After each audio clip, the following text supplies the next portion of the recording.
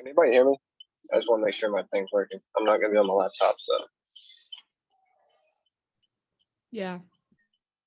good.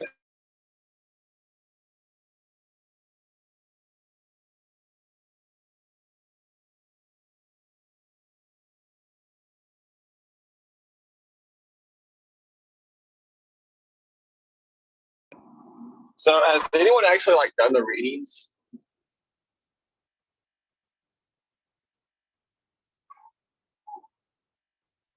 Do what? I said, has anybody actually read the readings yet?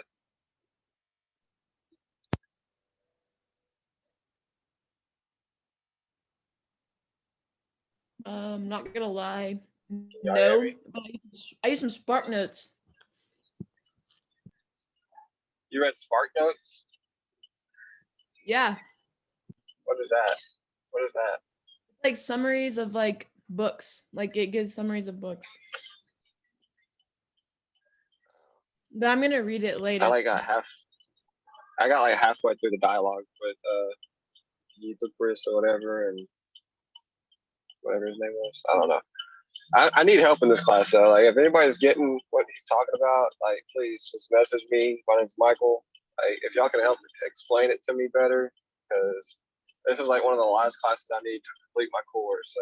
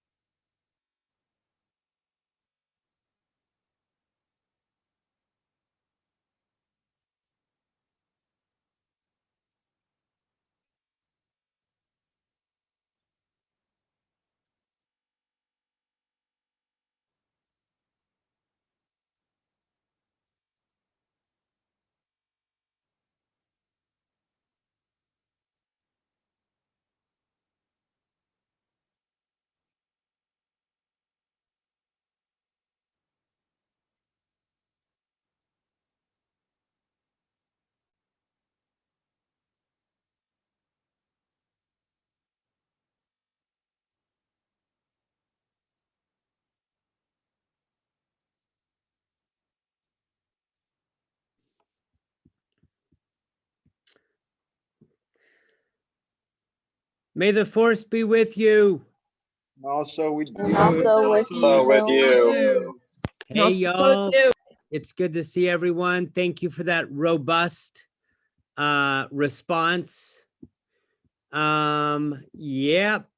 Happy Monday. Happy Monday. Hey, Sergio, how you doing? It's good to see everyone. Let me go ahead and share my screen with you. Let's see here. First thing I'm going to do is pull up the reading schedule, okay? I think we're a little bit behind, but that's okay. We're going to delve into the apology today, Plato's apology. Can y'all see my screen? Yes, sir. And Yes, can sir. y'all have, I don't know if you can see this. There we go. I don't know why it's doing that. Anyway,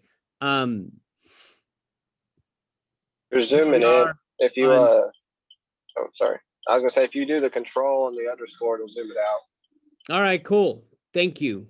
Thank you. Was that Jagger?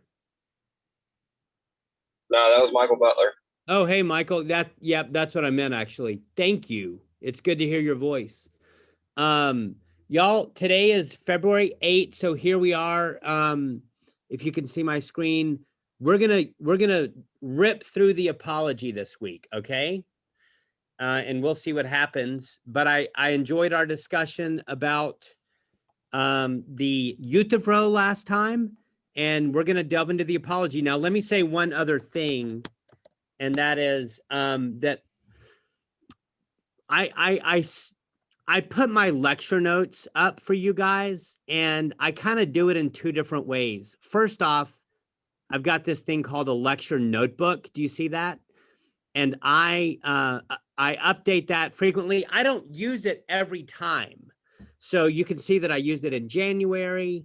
There's January again.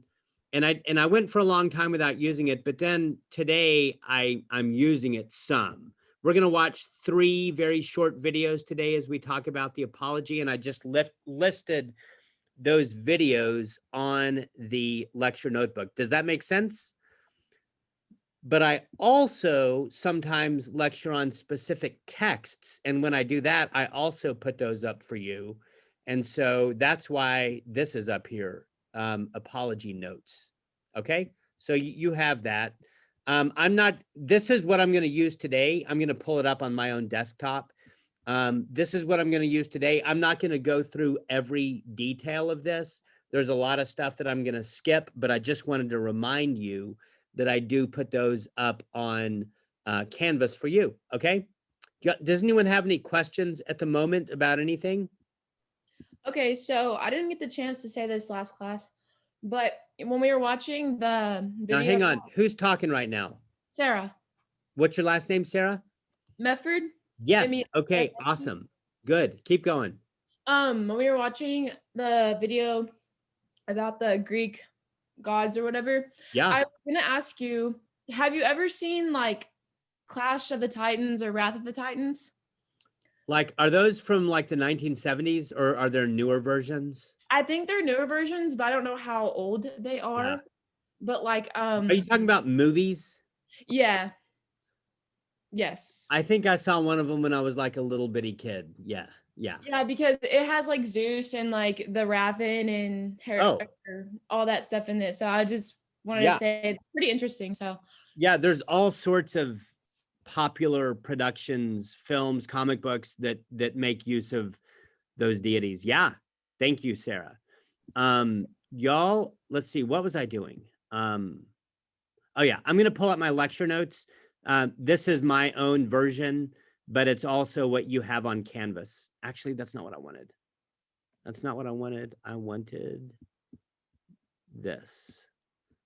I wanted this. Okay, cool. We're going to start out with the apology today. We're going to do the apology today. And I'm tempted to talk about the meaning of the word apology. But before I do that, we're going to go ahead and watch the first video. And it's partly because of what Sarah just said. And y'all, this is a video which in my mind is kind of like demythologization, okay? We've talked about demythologization, right? What is the opposite of mythos? Who can remind me? Logos, right? Yeah, that's right. Who said that? Ashley McMullen. Okay, good. I need some other folks to talk. I mean, I love Ashley, but I need some other folks to talk. Remember, class participation. That's right. The opposite of mythos is logos. And we've talked a lot about various forms of logos in the class. So for example, we talked about about Daedalus, right? That mythological demigod who creates figurines. In my mind, they're kind of like big chess pieces, like a big knight and a big pawn and a big castle. And the thing about these chess pieces that Daedalus creates is what? What is weird about Daedalus's figurines that he makes? What is weird about them? Aren't they like alive? You know, I don't know if he says that they're alive, Ariana. Did I say your name right? But they move. They definitely move. I mean, they're probably alive. I just don't know if he actually says that. They move around. And what Socrates says in the Euthyphro is that this is not how what is. What is Socrates trying to define or articulate in this context? Piety. It's not piety. Now, whoever said that, the dialogue of the Euthyphro is about piety. That's true. And it's about the question, what is piety? But the specific thing I'm asking right now is, when Socrates starts talking about Daedalus, what is the point there? Whoever said logos is right. I'm looking at the chat. Y'all, I'm not always able to look at the chat because I'm old and stuff. And plus, it just gets in the About way. their arguments. You know, I think the best, so the real answer is knowledge. Knowledge. What Socrates says in that context, and by the way, this could easily be on your final exam. Knowledge, he says, is tied down, right? The problem with those figurines of Daedalus is that they're not tied down, and therefore they're constantly shifting and moving. But what Socrates says is that knowledge is tied down. And what I'm saying to you right now is that knowledge in this way is related. It's related to logos. Logos is the opposite of mythos. When I say mythos, I'm talking about mythology, which means story, okay? Now, that's why we watched that video last time about Zeus and Poseidon and Athena, because those stories about those ancient Greek gods are myths. They're myths. In Greek, you would say mythoi. That's plural. They're myths. And at a very basic level, what we see Socrates doing in all these dialogues is he's coming along and he's busting the myth. He's a myth buster. Now, remember that he also kind of likes myth. We'll see that later. Socrates and Plato think that we need myth. It's just we got to figure out how to distinguish between stupid myths and good myths, okay? But y'all check it out. Even in his analogy of using Daedalus, isn't that kind of ironic? Even when he puts forth a first pass definition of knowledge, what does he use to do it? He uses a myth. That's kind of crazy, isn't it? But see, that's vintage Socrates. Socrates' thought is dripping with irony, and it's very ironic. We're going to talk more about irony in the apology, but isn't it ironic that when he talks about logos, knowledge, science, he employs a myth to make his point? That's kind of crazy, but that's what he does. Like, So is that the same thing? we see when like he defends himself in the trials, like he tries to support his belief in the gods. Yep, that's exactly right, Jagger. The question is, yep, that's exactly right. I mean, the question is he being serious? Is he being unironic? I think, well, he probably, or is he maybe doing something else? That's the question. But yes, Jagger, go ahead, Sam. Yeah, and that's what I wasn't for sure. I just wanted to ask. No, it's good. Good job. He might be using the myth. It's like when you teach a kid a story and you like teach him the story to make him understand the moral or the value of the story, because well, for the kid it's harder to understand what values are. Amen. So he he's trying to use a myth to like symbolize what he means, his idea. I like that. You could argue that maybe Socrates is just using myth as a rhetorical device or a pedagogical device. That's true. Sergio, if like, and by the way, that would make a great paper topic. In order to answer that question, Sergio, in order to determine is that what Plato is doing, you'd have to look at other instances in his writings where Socrates talks about myth. And what I think is interesting is that if you do that, you see that at least some of the time, Socrates really believes in the myth. But more about that later, perhaps. For now, I want to watch a little video, and I want you to be thinking, what does this video have to do with Socrates, who is busting the myths? What does this have to do with Socrates, who is in a project of demythologization?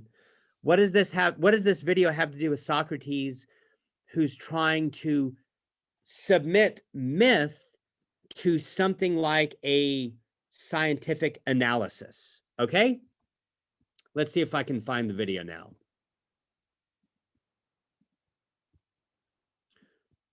Rachel, I like what you said. Reason, yes, good. Okay.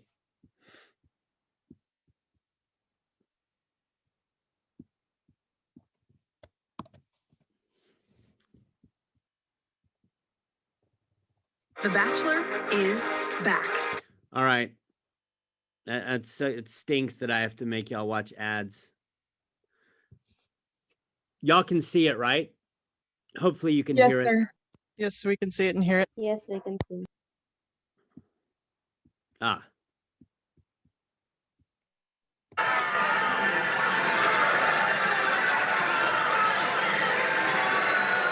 I sent him to hell.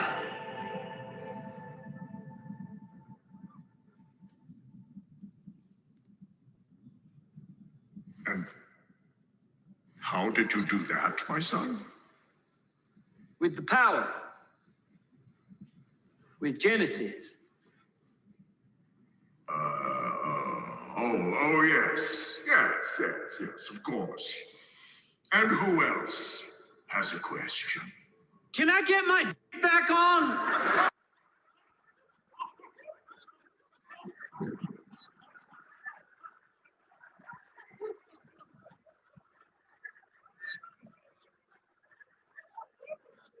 Excuse me.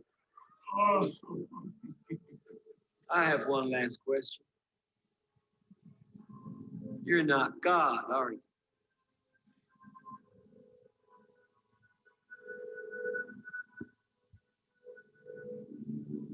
I am the Alpha and the Omega. No, you're not. I am the bright morning star. I just saw you picking your nose. No, my son, I was scratching. You're an imposter. I am the Lord, your God. You're not God. Yes, I am, Jesus. Where is God? I am the resurrection. I am the way and the truth. Where is the Lord?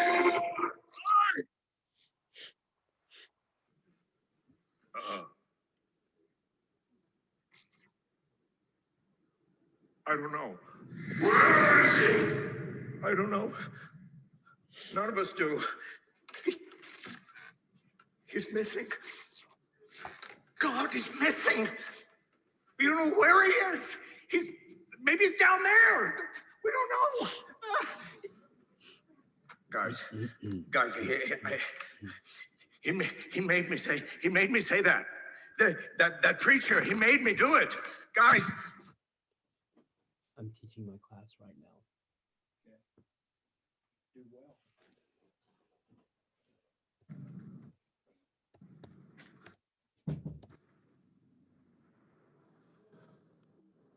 Y'all, did I just mute it for you? Like, did I do something bad? Yes. Let me back it up for second. 2 seconds. Sorry, someone walked in my office. I'll pick it up from here. This is God. Okay,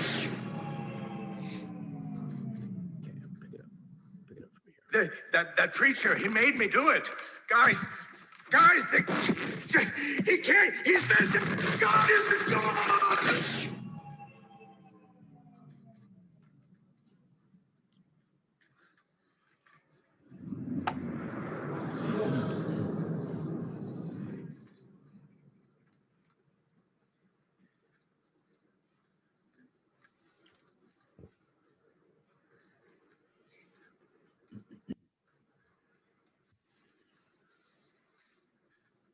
Hey, I cannot hear it.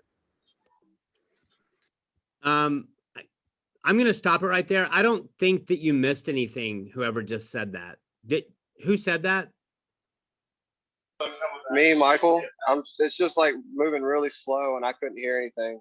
Oh, Michael, I'm so sorry. Do you think you got the basic point of the video or no? I mean, not really. I caught bits and pieces of it. It was mostly chipping out. I mean, What if you about- send me the link, I think it was like that for everyone. yeah, That's the- it was like, yeah, it wasn't working very well. Let's try it again. And is that better? I hear the applause, but no, it's still cutting in and out. Huh. Is it cutting out for everyone? Yes. Not for me. Yes, I hear sir. you It perfect. is for me, yeah. Y'all, I'm so sorry. Here's what I want you to do. This is kind of why I showed you that I put my lecture notes up. Right? So this is on Canvas. It's called Lecture Notebook, and I put the links of these videos on there. But I'm so sorry. It's only like 5 minutes long. It's a clip of a show that I think is like maybe 5 years old called Preacher. Y'all, was anyone able to see it? I saw it. Yeah. Yes. Okay, good. So I'm going to talk to you, those of y'all who saw it. And if you didn't see it, just listen in. It's not rocket science, and watch it later if you can. All right. Daniel Hernandez, were you able to see it? Yes, sir. Okay, cool. And I think that like, I don't need to keep playing it. I think that I would just waste your time if I kept playing it.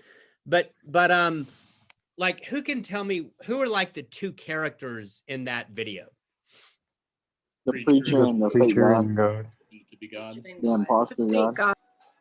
Great. I'm gonna call on y'all from now on. So you guys are awesome. Yeah. So Daniel Hernandez, tell me who the two characters are. There's the preacher, and then there's I guess you could say the imposter. I guess you could say Right. like the Wizard of Oz, the man behind the curtain. Yeah, that's right. I like the Wizard of Oz analogy. So let me ask you, Sierra. I'm gonna ask Sierra. Were you able to watch the video? Sorry, yeah, I could see it. It was Awesome. just like in and out. So here, okay, and someone can help Sarah if she is not able to answer the question because of bad internet. But Sierra, Mm. out of those two characters, which of them is like Zeus? I feel like Is the preacher like Zeus, or is the old man with the beard like Zeus? the preacher. Like we might picture the old man like Zeus just because of like whenever you think of Greek gods and how you've always seen them, they're really big. But then whenever it comes to like demeanor and stuff, I would say more so the preacher. So I like what you're doing. You're kind of like you're being a jujitsu ninja master, but I think you're making it a little too hard. Like I'm just looking for the basic dynamics. Would y'all agree with me that, like, okay, so Sierra, let me ask you this. Who is actually, I want to ask someone else. Do y'all agree with Sierra? Who do y'all think is like Zeus? Let me ask it a different way. Who in that video is like Socrates? I think the preacher was like Socrates. Now, D'Anthony, can you tell me why you think that? I think he was like the preacher because he was questioning and asking a lot of questions. That's exactly right. Now, that's exactly right. Can you see how Socrates is, sorry, the preacher is kind of like busting a myth? Can you see that? Yes. Now, y'all, what is it that gave it away? I mean, like 5 minutes before this scene, everyone thought that that old man really was God, right? But then his demeanor when he acted. Now, who's talking right now? God's not. I'm sorry. It's Rachel. Oh, hey, Rachel. What were you saying? The preacher noticed there were flaws, like just little mannerisms that were more humanistic.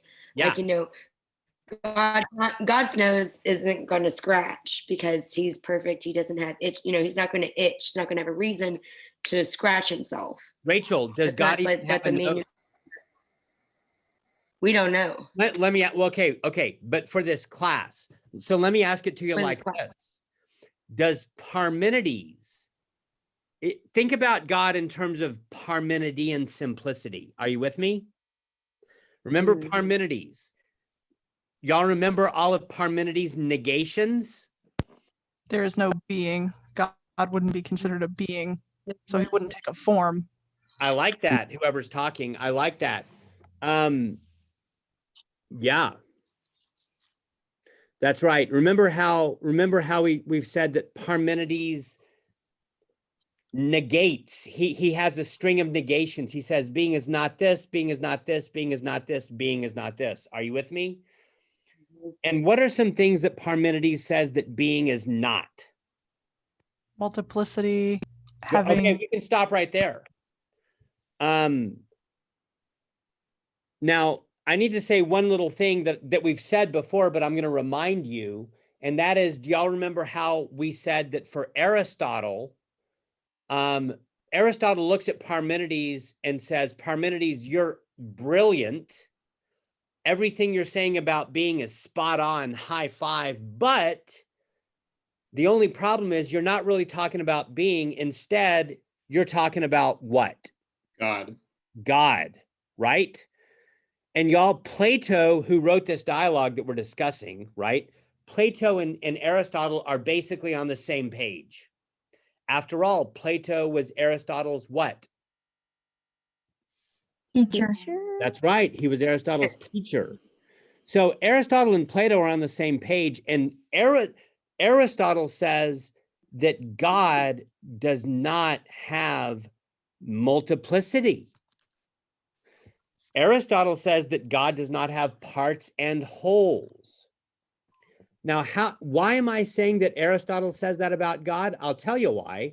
Because Parmenides says that about being. Are you with me? So, yeah, I forgot who was talking. I think it was Rachel. But yeah, I mean, God wouldn't scratch. God would not pick his nose. The thing that gives it away to the preacher that this clown up there is not really God. The thing that gives it away is that God picks his nose, right? But God doesn't need to pick his nose. Even if God scratches his nose, it's not God. And in fact, even if God has a nose, it's not God. Why? Because God doesn't have parts. Is your nose a part? Yeah. Remember Parmenides' 4 big negations. Being is not multiple / diverse. Being does not have parts and wholes, aka it's not composite. Being does not change.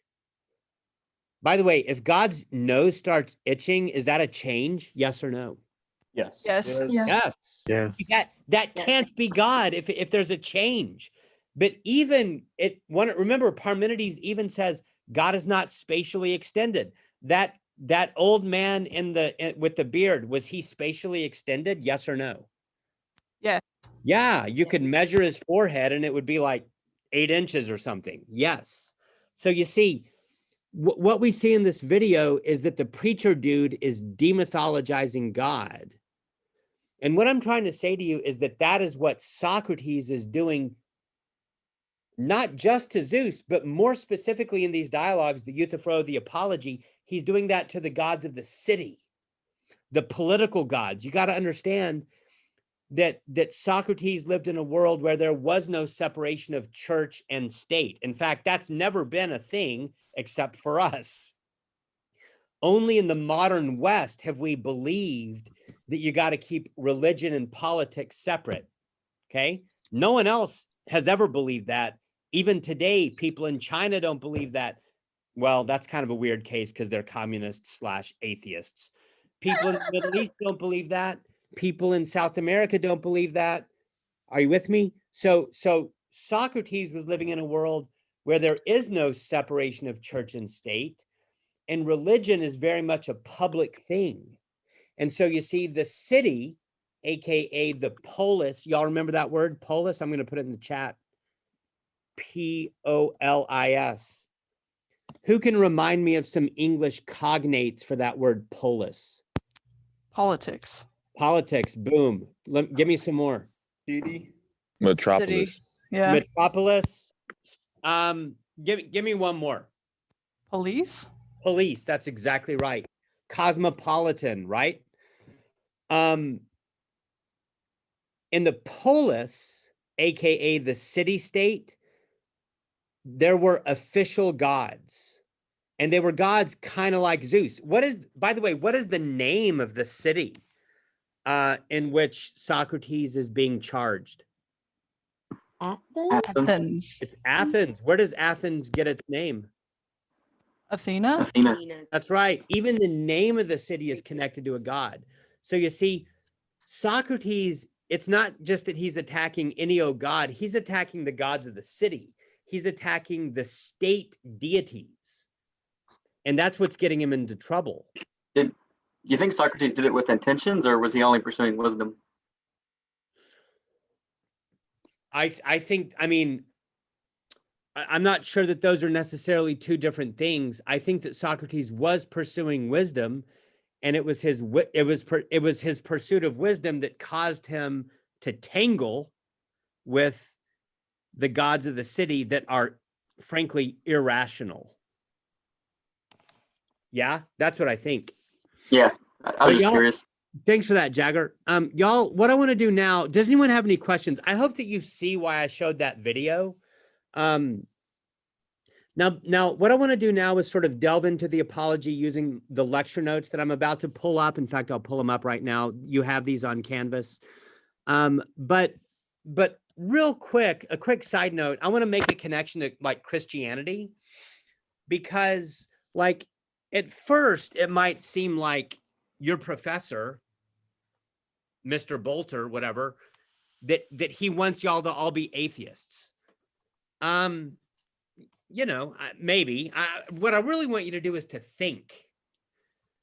But it would be very easy for you to think that I'm bashing Christianity or something like that. I'm willing to bash Christianity, but actually that's not what I'm doing. Why? I'll tell you why. It's because not only is Socrates like that preacher dude who busts the myth,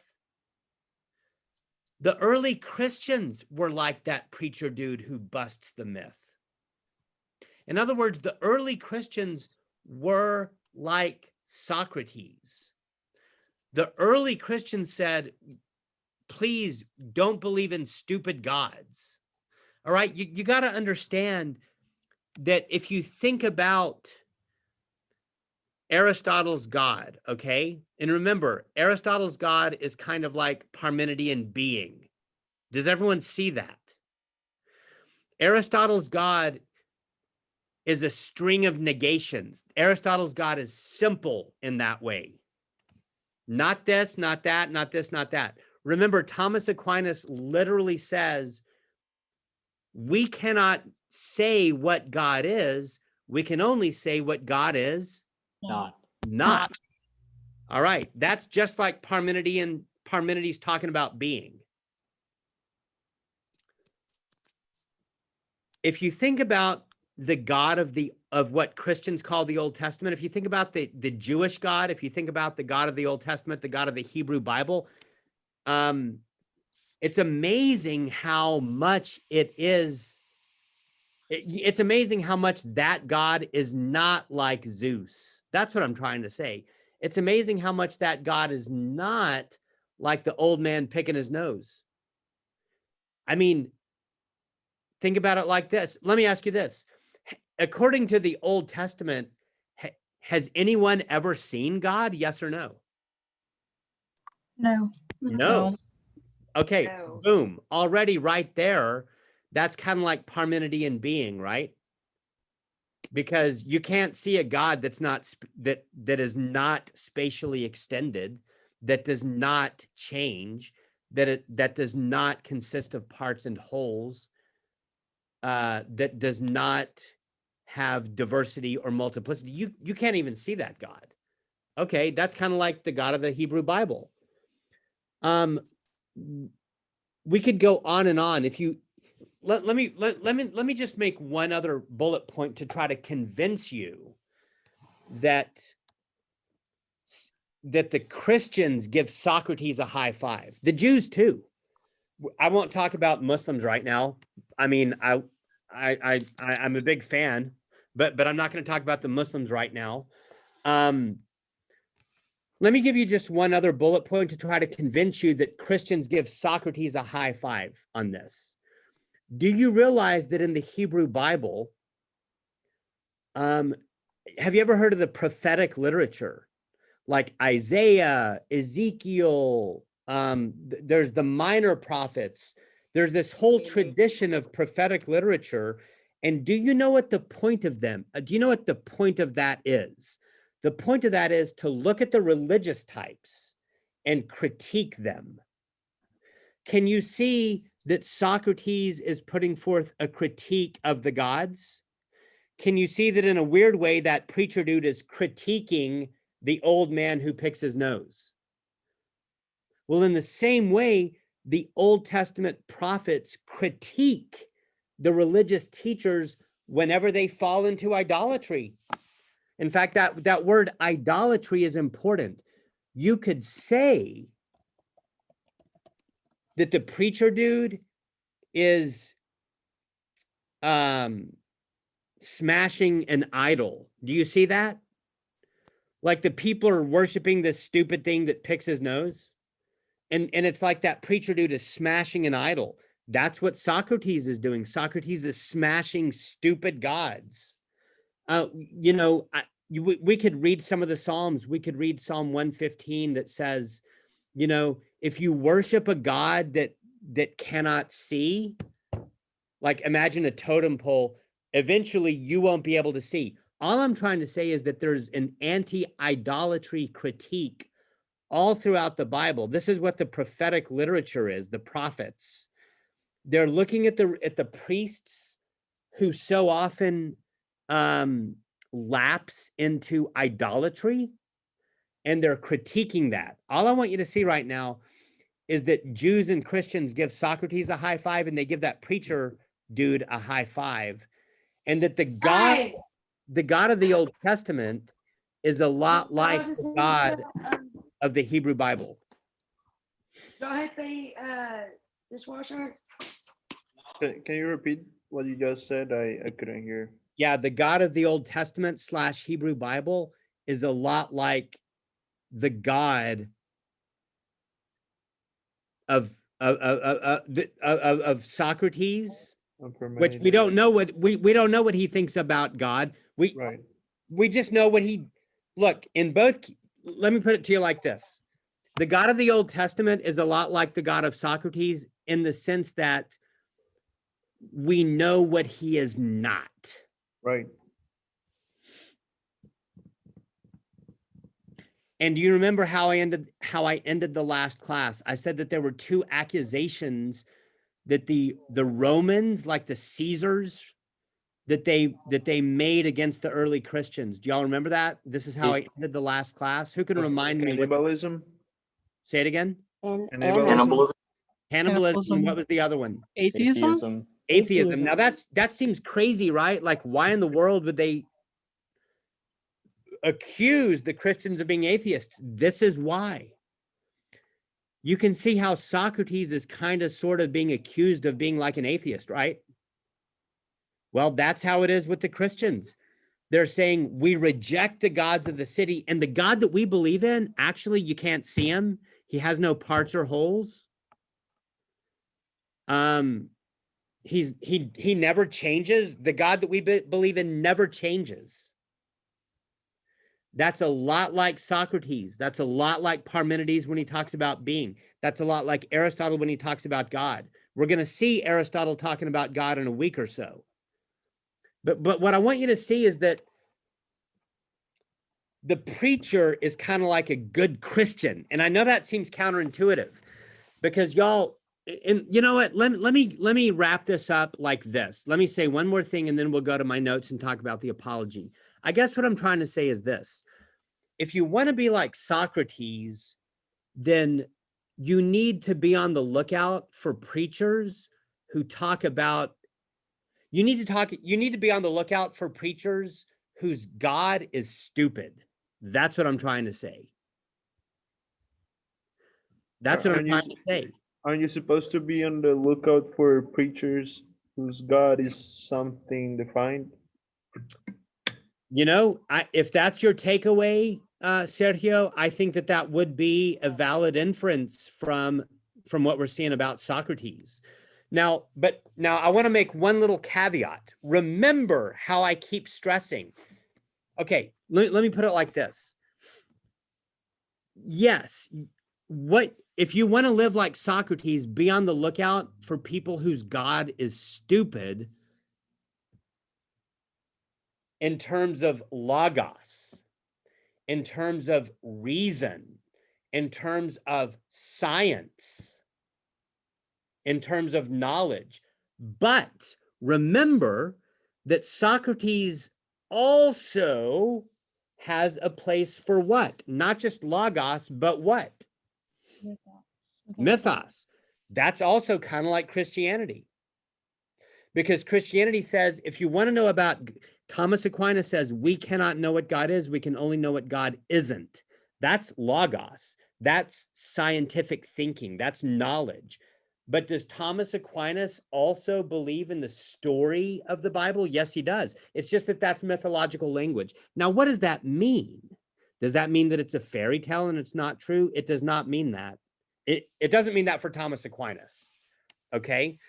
But if you want to be like Socrates, be on the lookout for preachers who make God out to be stupid. Now, y'all, let's go back to the apology. And let's see if we can delve into the apology. And the first thing I want to say is this. What does the word apology mean? I think that the editor, Groob, might say something about that. But let me ask you this. What do you think of when you hear the word apology? I'm sorry. That's right. That's exactly right. I'm sorry. Now, question, is that what Plato means when he titles this work the Apology? No.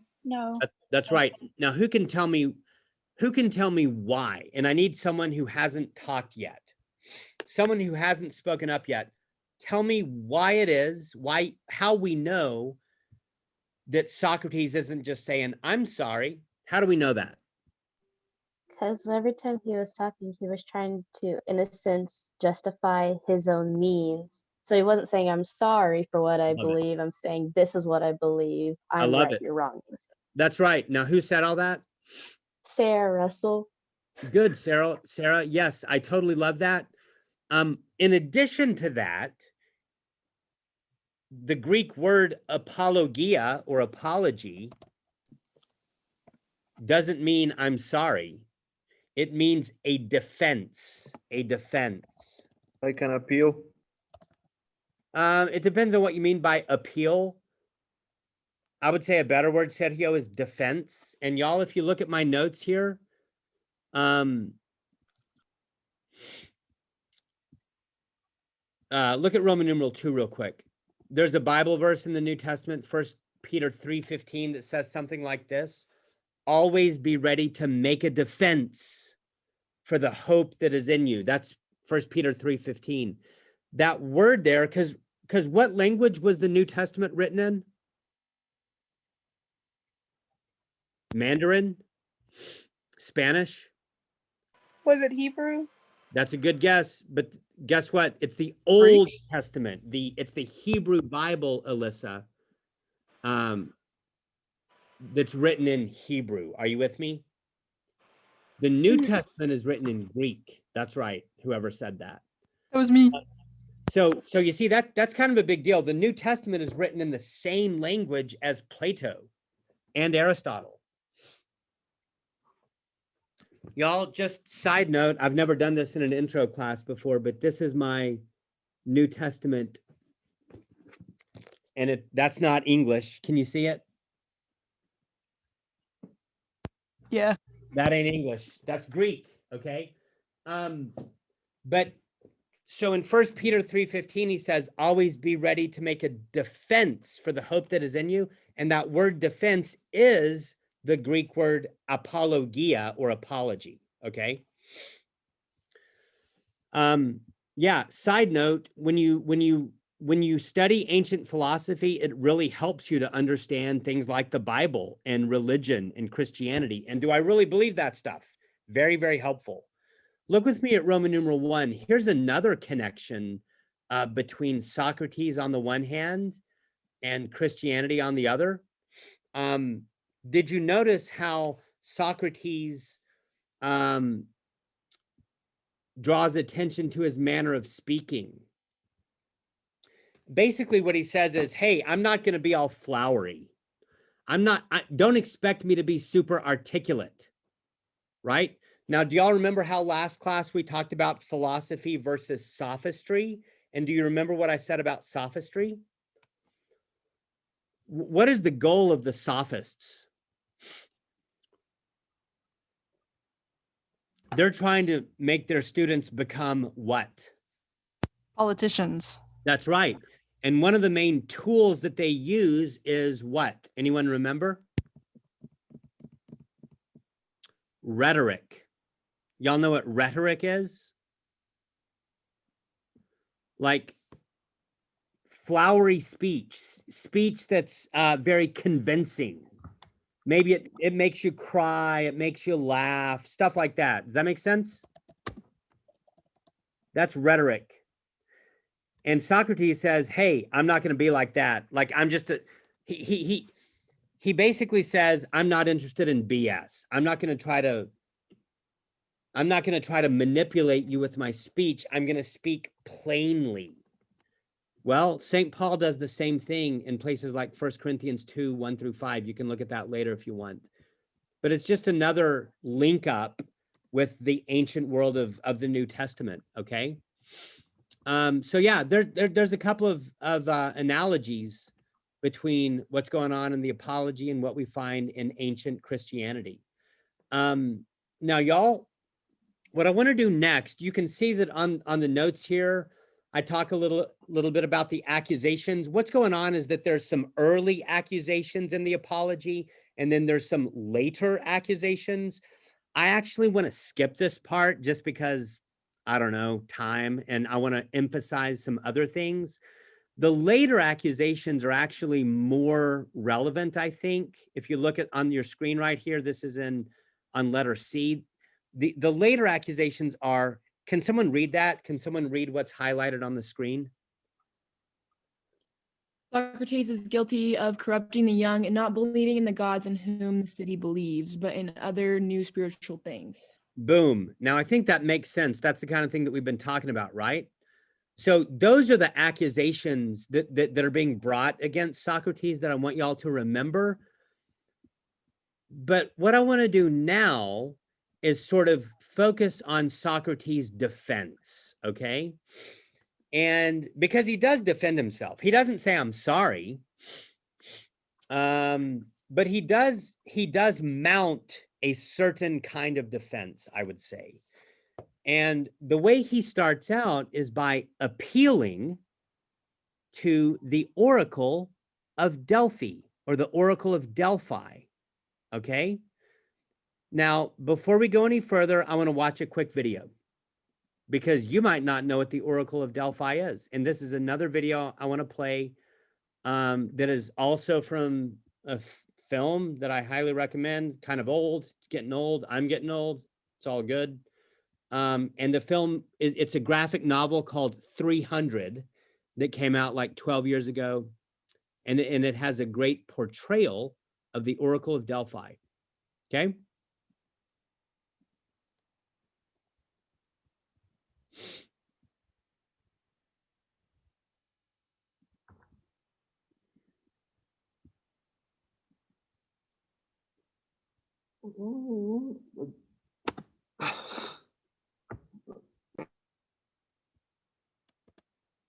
The time before Sparta's ascent from darkness. Worthless remnants of a time before Sparta's ascent from darkness. Remnants of a senseless tradition. Tradition even Leonidas cannot defy. For he must respect. I forgot to say this is kind of sort of R-rated, but you guys are college students, so it's all good. I couldn't show this in a high school, I don't think. I don't know. Oh, well. Respect the word of the ephors. That is the law. And no Spartan, subject or citizen, man or woman, slave or king, is above the law.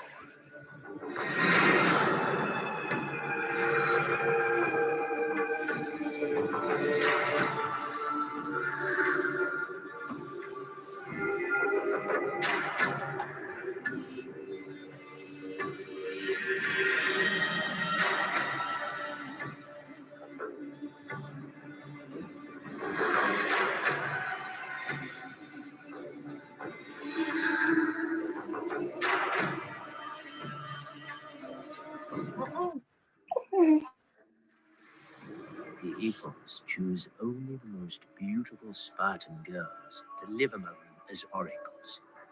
Their beauty is their curse. For the old wretches have the needs of men and souls as black as hell. Pray to the winds. Sparta will fall. All Greece will fall. Trust not in men. Honor the gods.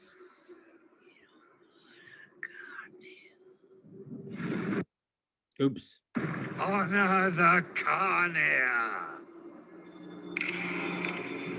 The kings climbed down as harder. Pompous inbred swine. Worthless, diseased, rotten. Okay, y'all, that's good enough. Gosh, I'm kind of embarrassed. That's a little more R-rated than I remember. So sorry. But that's the Oracle of Delphi. The Oracle of Delphi. The Oracle of Delphi is kind of like a prophet or something.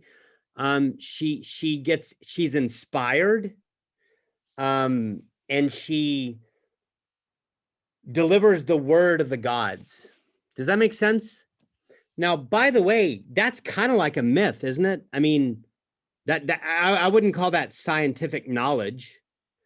That's kind of like a myth. And yet, if you read this text carefully, That's kind of like the foundation of Socrates' defense. The foundation of Socrates' defense is the Oracle of Delphi, the Oracle of Delphi. Kind of crazy. So you see, I think that the relationship between logos and mythos, you might say the relationship between scientific thinking and you might say religious thinking, that is not simple for this dialogue. I don't want y'all to think that like the takeaway here is that religion is stupid and that science knows all the answers. It's more complicated than that. But I think that a preliminary step is to critique the hell out of religion. And then later you're like, oh, wait, religion is still around. Like, we still have to take it seriously. What does that look like now? Okay. But back to the text, look with me at number B. Socrates' defense has to do with the Oracle of Delphi. When he gives his defense in the court, and there's a lot that I just forgot. I forgot to say. I was going to talk about the introduction, this introduction on my page 21 by the editor. It's very good. It talks about how the jury, is it called the jury? Yeah, the jury had, does anyone know how many people were in the jury? 501. 501, very good. And did it include any slave girls?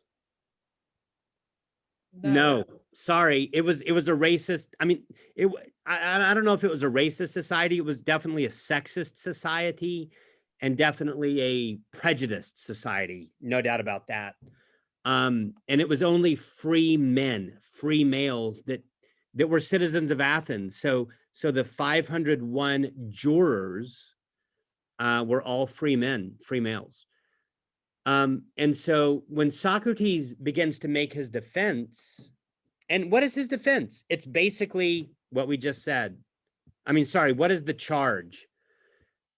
He's guilty of corrupting the young and not believing in the gods of the city. All right. And remember, how does he corrupt the young? Well, number one, he just asks a bunch of questions and gets them to question their own beliefs. But secondly, he turns them away from politics. That's what the sophists do. The sophists are training up politicians. Socrates is like, that's largely BS. He looks at young men on the streets of Athens and says, don't waste your life in the world of illusions and in the world of manipulation. Instead, become a seeker of wisdom. That's philosophy. So number one, he corrupts the youth. And number two, he doesn't believe in the gods of the city. Those are the accusations. But what is his defense? Go ahead. Were they also mad at him because he would also do it like free of charge as opposed to the sophists who would like charge him as well? Or no? That's good. That's a good question. I mean, let me just say, Daniel, that the text does not say that as far as I know. I mean, I think that it would make sense to suspect that that's included because after all, I mean, like, how would Facebook or Google like it if suddenly their competition was totally free? You know what I mean? Like yeah. it does have a way of pissing people off, and that he's not charging. Also, it sort of indicates that he's utterly free, that his motivations aren't to get rich. He's actually liberated from all of that, and he's living like a free man, and that can also make people angry. You know what I mean? Yes. So yeah, good question. The text does not say that. But what I want to say right now is that Socrates appeals to the Oracle of Delphi. And by the way, thanks to Michael for the 10-minute warning. We're gonna talk. I'm gonna go for 10 more minutes, and then we'll pick up next time. But his defense says, "Hey, here's what happened, Mr." He's looking at the jury, right? And he says, "Here's what happened. My best friend, a guy named Chaerephon, he went to the Oracle of Delphi and said, 'Who's the wisest person in the world?' And the Oracle of Delphi said, 'There's no one wiser than Socrates.'" And so Chaerephon comes back and he looks at me and he's like, dude, the Oracle of Delphi said that no one in the world is wiser than you. And Socrates is like, WTF? How can that be? I feel like I don't know anything. I feel like I'm inherently skeptical. I'm inherently suspicious. I feel like I don't have a ton of knowledge. In fact, Socrates says, the only thing I know is that I don't know anything at all. By the way, doesn't that sound kind of like Parmenides on being? Doesn't that sound kind of like Thomas Aquinas, who says, we cannot know what God is, we can only know what God is not. Doesn't it sound like that? Maybe. Or maybe Socrates is being what? Jealous? No, I'm looking for something else. Modest? Humble? That you're getting closer. What? Is it hypocritical?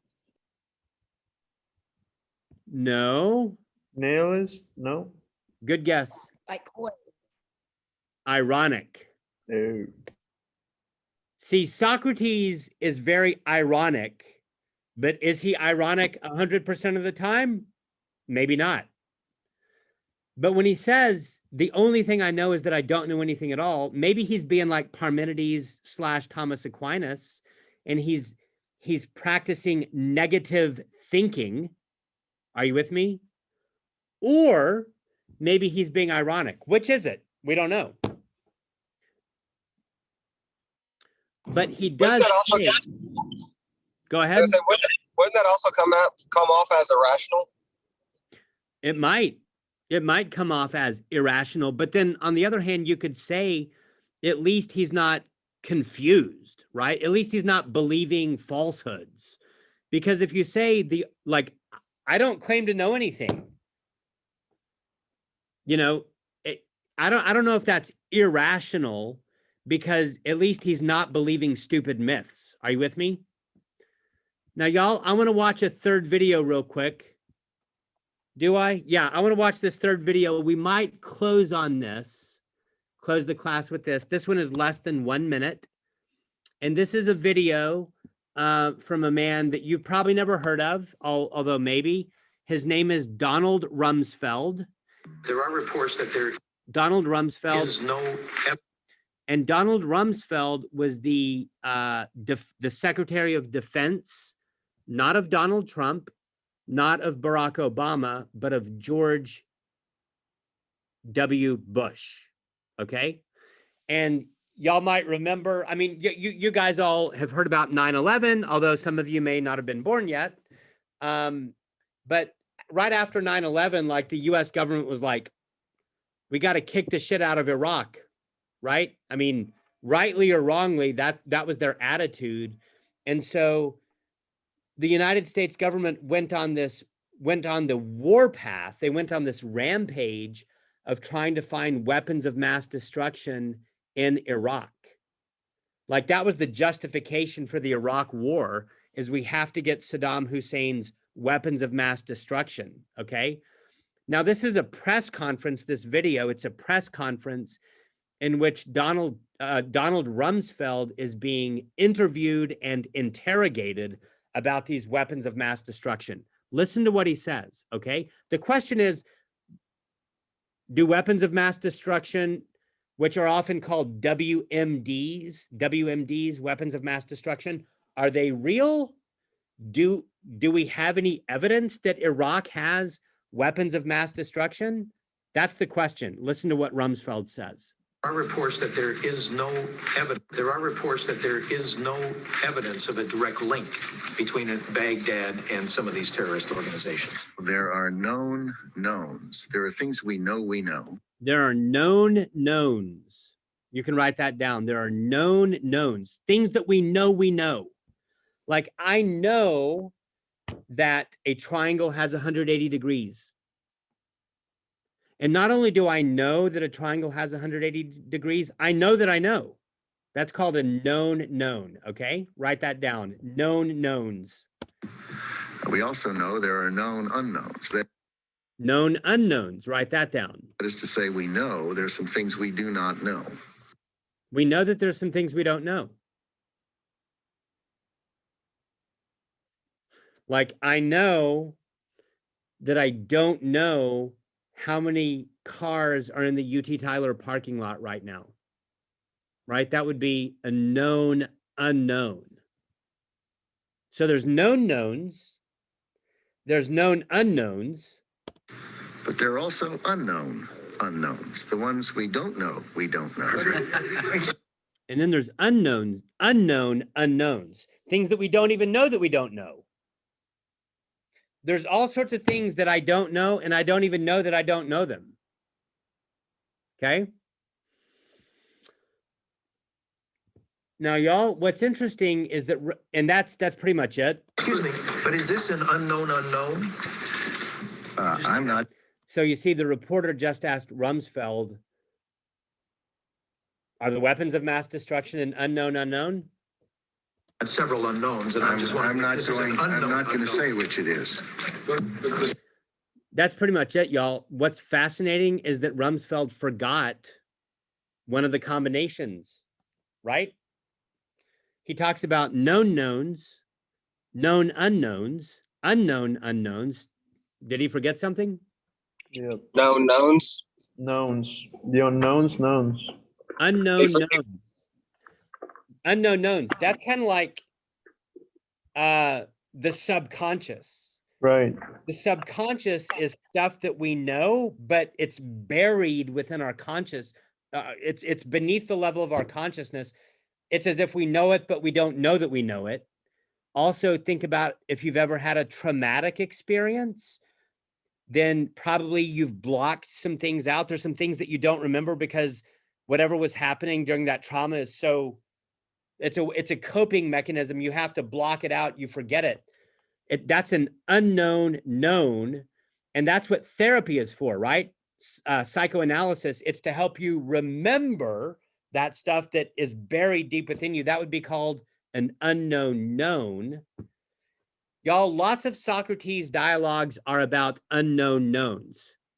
But the point I want to make right now really, I think, has to do with known unknowns, not unknown knowns, but known unknowns. Basically, Socrates is saying, hey, there's a bunch of stuff I don't know, and I know that I don't know it. The only thing I know is that I don't know anything at all. So see, Chaerephon, and I'm going to close in 2 minutes. Chaerephon goes to the Oracle of Delphi and is like, who's the wisest person in the world? The Oracle basically says Socrates. Socrates is like, WTF, I don't know anything. The only thing I know is that I don't know anything at all. And so what does he do? He hits the streets of Athens. He walks up to the politicians, the poets, and the craftspeople. That could be on a quiz or a test. And he asks them questions. He's like, I don't know. I can't figure out what piety is, so I'm going to ask Euthyphro. I can't figure out what justice is, so I'm going to ask these politicians. I wonder if Donald Trump knows what justice is.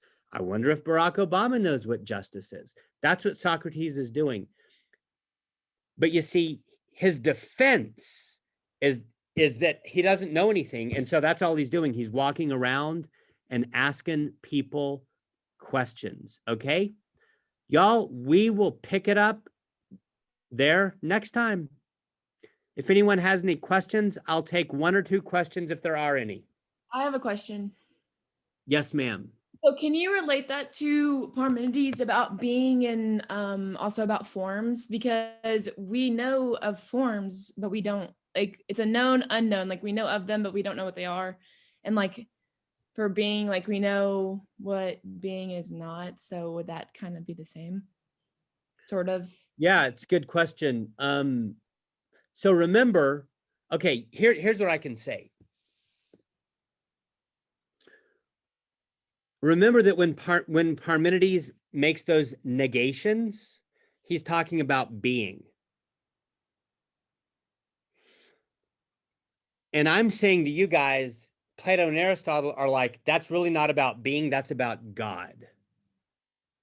So yeah, I think that there's a lot of things that Socrates wants to say we can't know about God.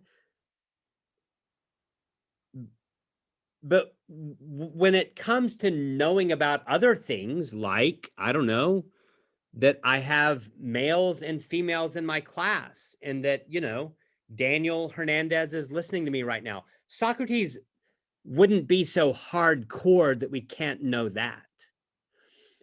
But he still is walking around saying, I don't know squat.